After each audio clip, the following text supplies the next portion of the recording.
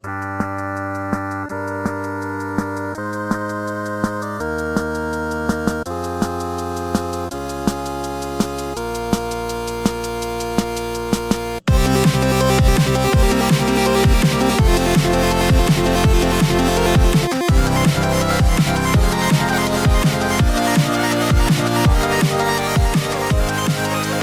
back to another episode of the Main Quest podcast. As always, I am your host, Keith, and today we have another side quest episode. It's 3 in a row. Who said that these were rare on the main feed? I promise that this is going to be the last one for quite a while, and that's either going to be great news or very upsetting, depending on who you are. And I wanted to ease into my Super Nintendo coverage by talking about my previous history with the console and the library of games that I have coming up for you guys.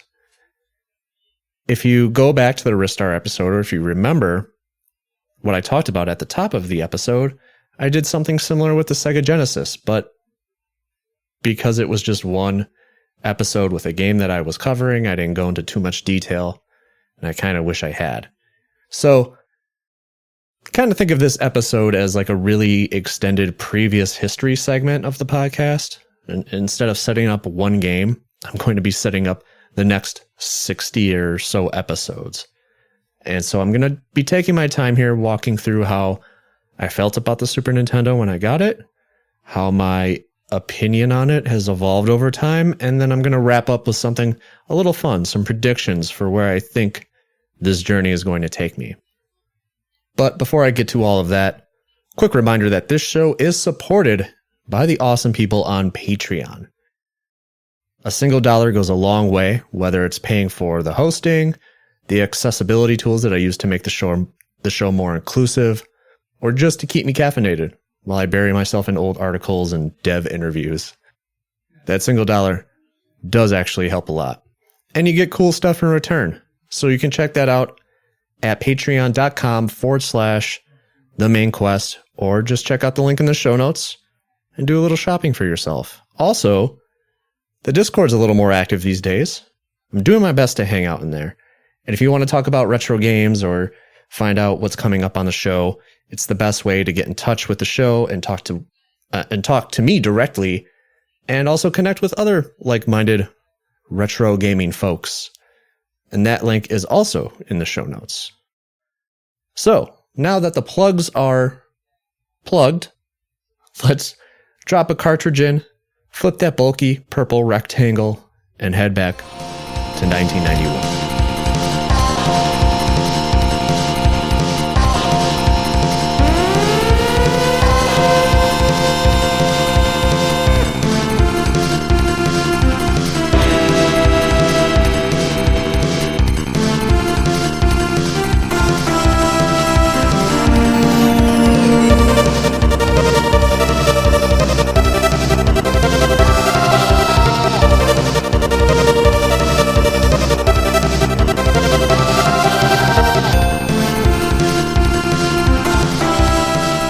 The Super Nintendo launched one day before my birthday and a week before my brother's birthday. And now you're probably sitting there wondering like, oh wow, you're going to regale us with this wonderful story about how you got the perfect gift at the perfect time. You opened up a box, your birthday present, and there's a Super Nintendo. It was a birthday miracle. And no, that's not what happened. If I remember correctly, the Super Nintendo was actually really hard to find when it came out. I remember my brother constantly calling around and talking to shop owners that he knew, checking in with his friends, trying to find out when the next shipments would basically come in. Because at the time, it wasn't as easy as just looking at some websites and hitting notifications and all that stuff. Like, you had to know people because the internet didn't exist. And I probably wasn't helping either. The commercials for this thing were everywhere. The one that stands out in particular, and it's the one everybody knows by now, it's the Paul Rudd one. You know, he's standing there in the parking lot of a drive-in theater, pretending to play a bunch of video games, even some that haven't released yet. Like, I remember they were teasing, at the time, what we were calling Zelda 3. And they were showing Zelda 3 in the commercial. Zelda 3. I wasn't excited for Paul Rudd, but Zelda 3, you might get me to buy a ticket to Clueless or something if it meant that I could play Zelda 3 early. To be fair, nobody knew who Paul Rudd was at the time. And I don't even think anybody knew he did this commercial until like 2010 when he was like actually relevant. And then, of course, a couple months ago, you got the nostalgia bait for the Switch 2. Listen, I don't care much for Paul Rudd or the Switch 2 or whatever Nintendo was trying to do with all of that stuff. I'm not playing into it. You can't get me, Nintendo. But then there was this other commercial that was just advertising for Super Mario World. And that one made it feel real. And then one night after school, we got the call. The console was in. And back then, that was basically like hearing your child was about to be born. Like you dropped everything. And FuncoLand was our go-to spot. I'm pretty sure we got all of our consoles there up and through the Dreamcast. As far as the games, we had plenty of other places to go. We had a Sears and a electronics boutique around. So FuncoLand was just like console specific. Sometimes you buy a game there, sometimes not. But anyway, FuncoLand usually had the best trade-in offers. They had a pretty good reservation system. I think they would hold a console and game for you for like 24 hours. So we booked it because had we waited another day, we probably would have lost it. I don't remember if my mom came in with us when we got there. It's possible she just kind of stayed in the car, but also I remember it was late and FuncoLand was pretty much ready to close. What we traded in, I'm not sure. It had to have been either our NES or the TurboGrafx. Could have been both. We were pretty much just sacrificing whatever we had to the altar of Mario. And speaking of Mario, Super Mario World came packed in. And I think we got F-Zero the same day. I'm not sure. But Super Mario World and F-Zero was kind of all we had for a while. And I mentioned the TurboGrafx. I liked the TurboGrafx. I still do. But as a kid, that didn't really matter. It didn't have Mario. It didn't have the same promise Nintendo had going from the NES to the Super Nintendo. Like a promise that all of those games would continue, have sequels, they would evolve, they would get better. And so as a kid, I never really looked back at the TurboGrafx 16.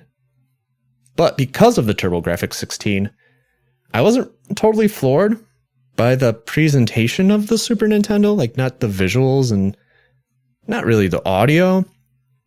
Don't get me wrong, Mario World looked amazing, but I think I expected something a little more initially. F-Zero, though, I guess on the other hand, that's kind of another story. That game looked like it belonged in an arcade. It played like nothing I had ever experienced at that point. And it had to. It took advantage of everything that was built into the Super Nintendo. Super Mario World did that too, but it just wasn't as obvious or on the nose. My brother and I, we shared a room at the time, and the NES and the TurboGrafx lived in our bedroom, but the Super Nintendo, for whatever reason, immediately ended up in the living room. And at one point, I swear this actually happened. My brother, for whatever reason, doesn't believe me. At some point, this thing ended up in the kitchen. I don't know why. Maybe it was to deter us from actually playing the console. Maybe it was to keep an eye on us. All I know is that I finished Earthbound in our kitchen. The little CRT was on the kitchen island, kind of cocked one way with the Super Nintendo stacked on top of it. And I would sit there basically all through the night when everybody was asleep, sitting in the kitchen chair, finishing Earthbound. And I wish I could confidently tell you that my olfactory senses were more closely tied with the smell of the scratch and sniff stickers that came with Earthbound, but it's more like the beef gravy noodles that my mom used to make. And physically, the Super Nintendo was, for us at least, very different from the NES or any other console that we had. The NES almost felt like you were loading cartridges into a shotgun. Sometimes I was afraid I was never going to be able to get the games back out, and I know that definitely happened to a few people that I know. But the Super Nintendo, that was top loading. You put the cartridge right into the top of the console, and everything was square. Like, the entire thing was just this gray brick with two giant purple rectangles and like a little gray flap in the middle to eject cartridges that I don't think I even used. I used periodically when I like nothing felt like a good rage quit in Street Fighter 2 when you just throw down the controller and you like slam that little gray flap and the cartridge pops up. Yeah, I don't know what the point of that was, really. It was just kind of like a weird eject button. I don't know. I didn't need a shoehorn or something to get the card out of the system. I would just grab it right out. Why would I do anything else? Even the game carts were square. But when I was a kid, I actually did think the Super Nintendo looked cool. But now I think it looks a little goofy. I very much prefer the design of the Super Famicom. The Super Famicom looks closer to what a contemporary like computer or hard drive looked at the time. And I love like the little symbolic logo in the upper corner. And the box that we got here in the US, it just looks so muted. I don't understand the purple colors. I don't mind it, but I don't know. Why didn't we just get like the colorful logo that Japan got? I'll never understand. And if I have to compare it to the NES physically, the NES was made to fit in with other tech around the household at the time. It was more closer to a VCR, right down to how you loaded the carts in, right? Top-loading machines like the Super Nintendo not only stood out, but they were a bitch to set up in an entertainment center back in the day. And Sega was the worst offender of this. Like, yeah, the Tower of Power, cool in theory, but where are you supposed to put it? Cumbersome or not, that awkward purple people eater became a huge part of my life for quite a while.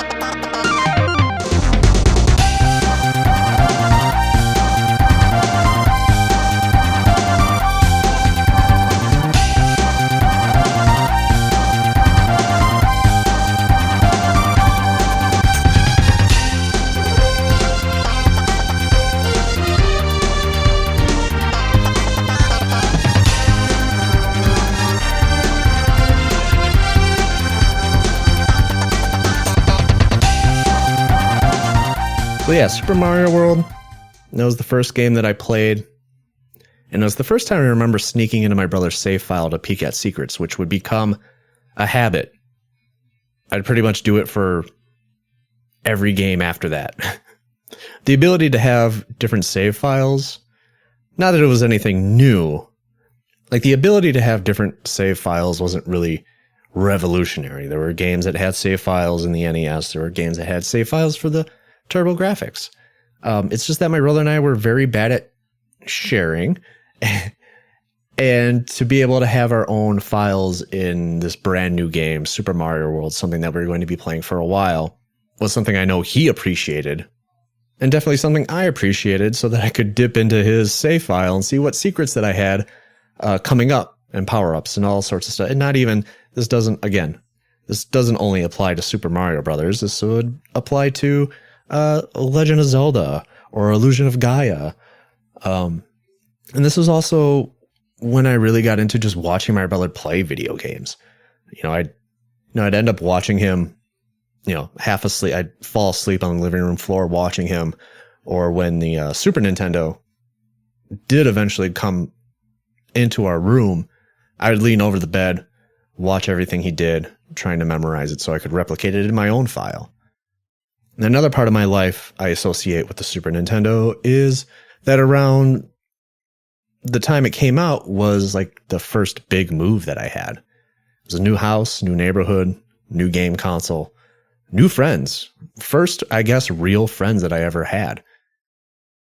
And that's basically the house that I lived in until I moved out when I was 19. And so, yeah, not only were there like Funko Lands and all the other electronic stores around the neighborhood, but our neighborhood was also littered with rental stores. So there was a Blockbuster attached to the same mall that had the electronics boutique. There would eventually be a Hollywood Video a few blocks down from that. But my favorite place I've talked about on the program many times before, was a small mom and pop rental store called North Shore Video. And, that was not only for video games, but for movies as well.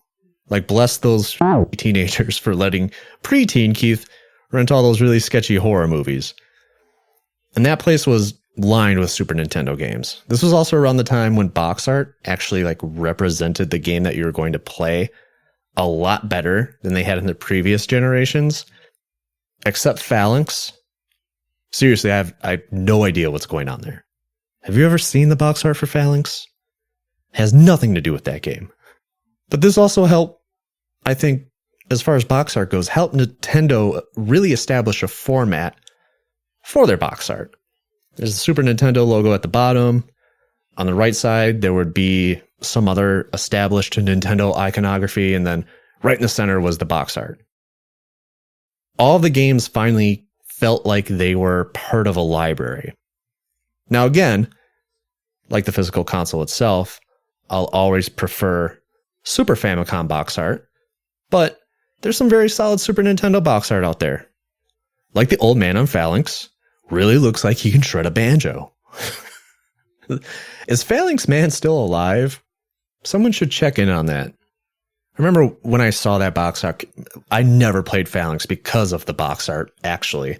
But when I saw it, I was like, man, this dude's 75 years old.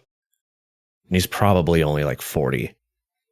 Speaking of things that don't make sense on the surface, I want to talk about RPGs. We were a Nintendo household, yes. We got a Genesis around the same time as the SNES.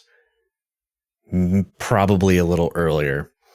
But the Sega stuff, and when you listen to the episodes that I did, there's a running theme in which a lot of those games were rentals or games that I had borrowed. Same with the TurboGrafx. And now when I look at the feed and how many NES games that I covered and how many Super Nintendo games I have coming up, there's no contest. I mean, we were definitely a Nintendo first household. And it was around this time I discovered RPGs. This was the first console that felt like it had RPGs as we know them now. Final Fantasy Mystic Quest, my first RPG. From there, I went to Earthbound, Secret of Mana, eventually discovering Bahamut Lagoon through emulation.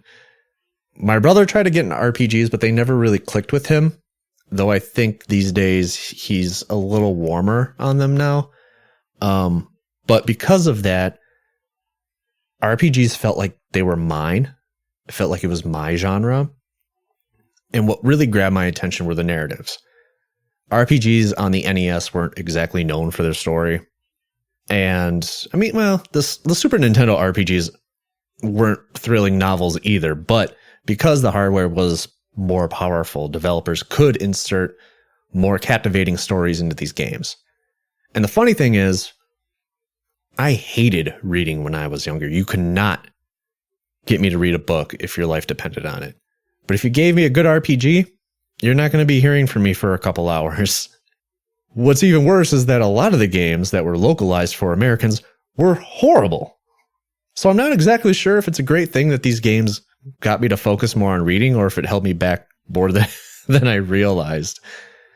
But the RPGs got better, the narratives got better, especially when they became more of a household name after 1997. But by 1995 or 96, I started to meet other people with Super Nintendos. My friend Dan was heavily into RPGs. I got him into Earthbound. I tried to get my cousin into them too, but his parents were really strict as far as screen time went. I would say 20 minutes a week. And I tried to get him into Earthbound as well, which I will 100% get more into when I cover that game. He's actually the last person that had seen that game because I left it with him. Yes, it hurts a little bit. But even when the N64 in the PlayStation rolled out, we held on to the Super Nintendo.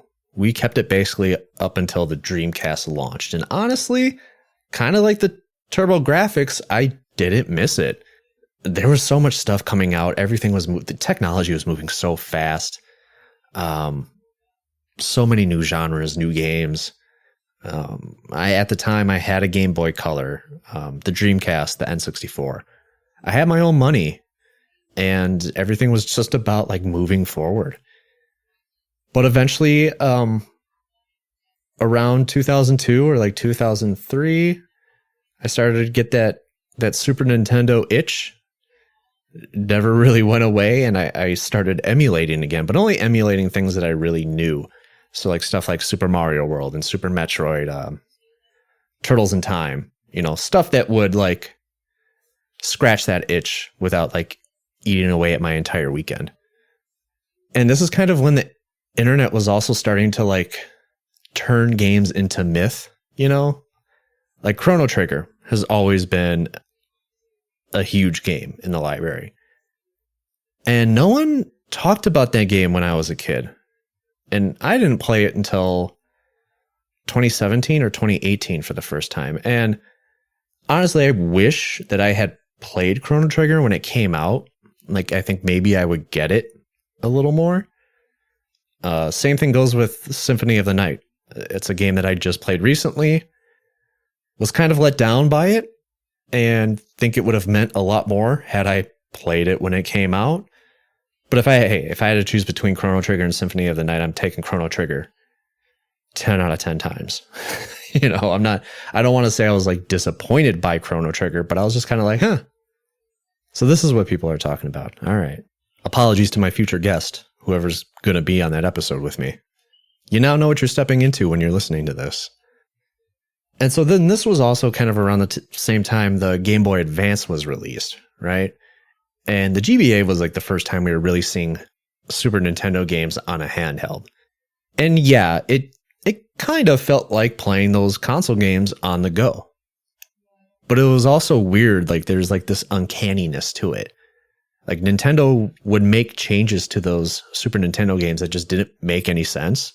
There'd be like extra modes, new power-ups, new levels that didn't quite fit in with the rest of the game because they weren't designed by the original devs. All it did was just make me want to play the originals and not some Nintendo branded fanfic. And then if we fast forward just a couple years to 2006, 2007, I had actually bought another Super Nintendo and got like 8 games for like $150 off of eBay, which in today's pricing, that's basically half a mortgage payment. So yeah, and I'm a little annoyed because eventually all of that stuff was stolen by an ex, and I didn't get another Super Nintendo basically until the SNES Mini came out, which is how I'm going to be playing everything for the series. And no, you don't need to know how I'm playing Out of This World on a SNES Mini. That's just for me to know. So that's kind of where I am with the Super Nintendo, and those are my memories with it, and I'm excited to get into all of this stuff. But what about the future? What about after I'm done covering all of these games? Let's wrap this episode up with some quick predictions.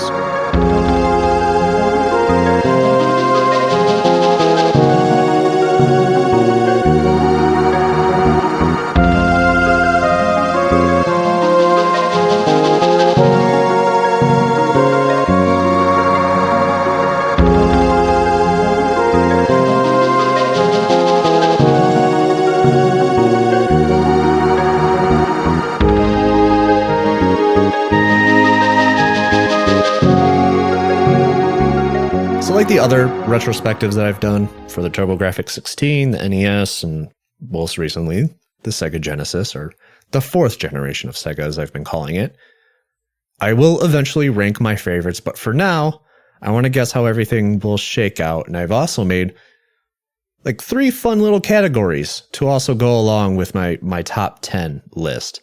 And I'm going to start with my game that will most likely disappoint me. And I do have the list of games that I'm covering pulled up here. we're going to do this real time. So honestly, the first one that comes to mind and the one that is going to be an easy lock, it's I think it's going to be Final Fantasy VI. Let's lock Final Fantasy VI in as my most likely to disappoint. I've never finished Final Fantasy VI. It is the best game that I have only played half of. The pacing in that game is, it's so all over the place. I always end up getting to just about the World of Ruin, and I drop it. But I'm looking forward to it. Hey, again, whoever's going to be on that episode, if you're listening to this, I'm sorry. You might have a mountain to climb here. My next category here is my most embarrassing inclusion. If you are a longtime listener, I mean, you don't even have to be a longtime listener. You can just look at your podcast feed and be like, why did he cover this game? I might have a couple of those on here. I mean, it could go to Home Alone. I could give it to Home Alone, but you also have to understand the context of Home Alone is that movie was a pretty big deal. So it's not out of the question that anyone my age or my brother's age would actually have that game. I could also give it to one of the edutainment Mario games, Mario's Missing or Mario's Time Machine, but also, again, Mario was a big deal. You would buy a Mario game too, right? I'm going to give it to another Final Fantasy game, Final Fantasy Mystic Quest, just because I haven't played that game since it came out. I remember loving it, and I feel like I'm going to have to end up defending it to death, even if it turns out to be a horrible experience. So Mystic Quest will be my lock for most embarrassing inclusion. And the final category that I have here is my guarantee lock for number 1.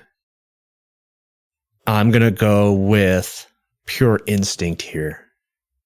No facts, just feelings. Mega Man X. This is a game that I still play at least a few times a year. I just recently streamed it in the Discord for the podcast's 5th anniversary. If it's not a lock for number 1, it's definitely going to end up somewhere on a top 10 list. But for now, we'll put it at number 1. Mega Man X, I am predicting, will be my number 1 game.